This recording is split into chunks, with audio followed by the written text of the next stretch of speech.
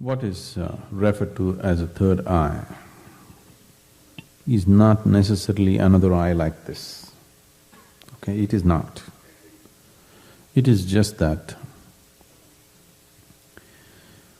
there are, okay. In the pranic system, we talked about the 72,000 nadis. These 72,000 nadis have 114 important junction points in the body.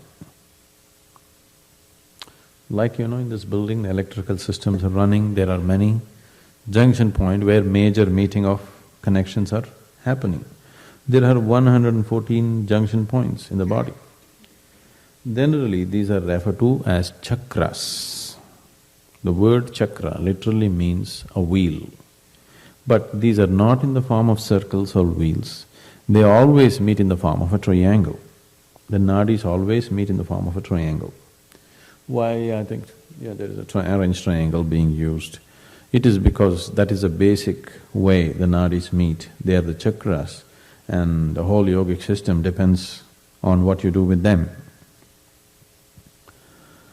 So out of this 114, 7 are held as the major junction points.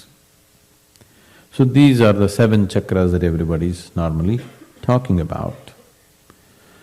They are located in certain parts of your body. You know something about this, or everybody knows something about it? Okay. These are Muladhara, Swadhishthana, Manipuraka, Anahatha, Vishuddhi, Ajna, Sahasrar.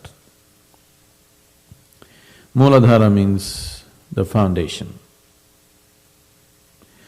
This is a center which is physically or physiologically, it is located between your anal outlet and your genital organ. It's called the perineum medically, I think. Where's the doctor?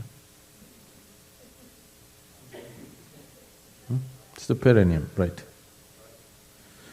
So, this is Muladhara. If your energies are dominant in your Muladhara, food and sleep will be the 2 major qualities of your life. They will be the most important factors in your life, food and sleep. If your energies are dominant in your Swadhishthana, which is located just above your genital organ, here you will be a pleasure seeker. Pleasure does not necessarily mean sex and things like that. You are somebody who wants to enjoy the world. That's dominant in you. So a person who is a pleasure seeker, he lives little more intensely than a person who is living just for food and sleep. Yes? So these are just different levels of intensities of life. As the intensity increases, your ability to experience different dimensions of life moves from one area of life to another. If your energies move into Manipuraka, or if they're more dominant in Manipuraka, you are a doer in the world. You want to do things. Maybe you're a businessman, maybe you're a politician or something where a lot of doing is needed, You're a doer. If energies move into Anahatha, this is the creative center, you become a creative person. Maybe you're an artist, or at least you have tendencies. Maybe you didn't make it in the Hollywood, but you want to create more than simply eating and sleeping or seeking pleasure outside. You would like to do something. There is creativity in you. A person, let's say an artist, generally their lives may be considered little freaky for other people, but they experience life little more intensely than, let's say, a businessman. Yes? It's a different level of intensity. If energies move into Vishuddhi, which is the pit of the throat, the word Vishuddhi, the word Anahatha means unstruck. This is the unstruck sound. This is a meeting between the lower and the higher. All your survival instincts are in the lower 3 chakras. Self-preservation is in Manipuraka, Swadhishthana and Muladhara. The longing to break away from all this and go away beyond is in Vishuddhi, Ajna and Sahasrar. Anahatha is the meeting point. So Anahatha, the symbolism is two triangles meeting. You've seen that the Star of David, everything comes from Anahatha. Okay, that is the symbol for Anahatha, two upward moving and downward moving triangles meeting because these are two different dimensions of life. One is catering to self-preservation, another is catering to the longing to go beyond. In your head and your heart, you have longings to go beyond, but in your body you have longings to preserve. So if energies move into Vishuddhi, it's a power center, you can become enormously powerful, very powerful individuals. When I say power, not necessarily physical or financial or something, people can be powerful in so many ways.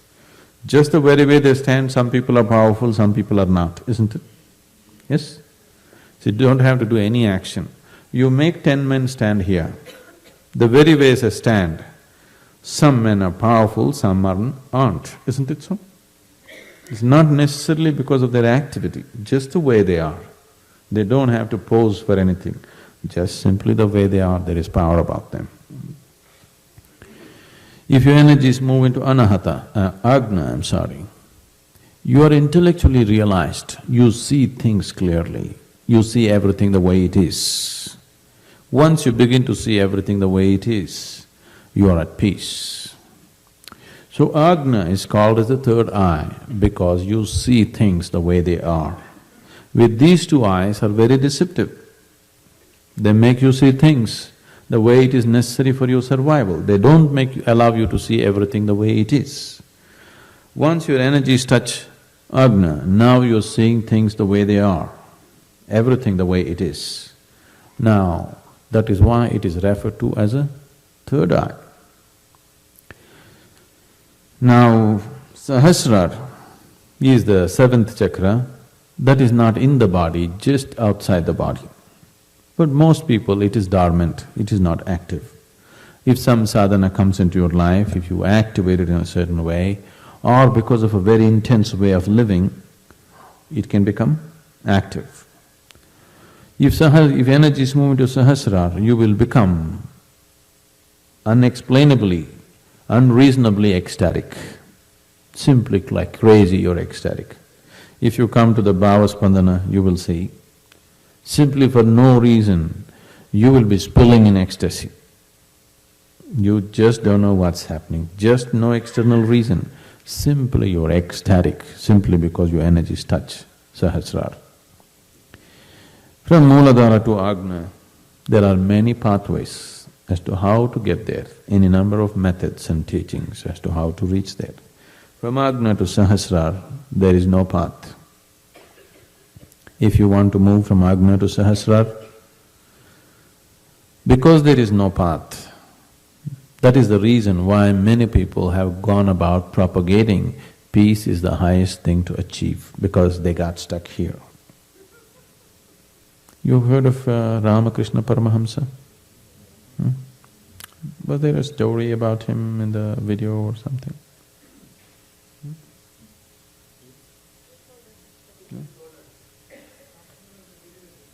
It's there, right?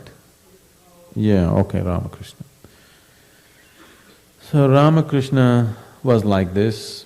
He was a devotee of Kali. Kali is a form of goddess, a fierce goddess. He took Kali as his mother and worshipped her. He is such a devotee. He became, in such a way, his consciousness became so crystallized that if he makes lunch for Kali, that form comes and eats with him. This is not imagination, this is actually happening. Or is she sitting somewhere? That's not the point. A crystallized consciousness can just create it, just make it happen the way it is known to him. So he actually used to feed her and she used to eat. Food used to get empty. So he was like that, but he was… when she's on him, he is like ecstasy. The moment she leaves him, he is misery. All the time crying, literally crying like a baby, calling like, "Mommy, mommy, please come." He would be just crying, "Please mother, come to me, come to me, come to me." When she's on him, he's all ecstatic. When she's not, he's lost. He went on like this. So a certain guru, whose name was called Thotapuri, a yogi, saw his condition and he saw the man's potential, such an intense human being, just stuck with this one form and he's enjoying it all right, but it is not getting him anywhere. So he tried to instruct him. But this is the whole thing about people on the path of devotion. Ramakrishna said, I don't want any realization, I don't want liberation, I just want my mother. This is just like you try to tell a little child, whatever you tell him, he says, I don't want anything, I want mommy, He's in that kind of thing. So in many ways Thotapuri tried to instruct him, he wouldn't go. Then where they were sitting, there was a piece of broken glass. He just took this piece of broken glass and just slashed his Ajna open. Physically, he just slashed this part of the body open, and that's when he got realized.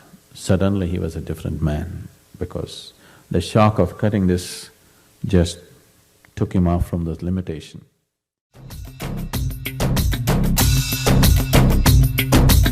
Yogeshwara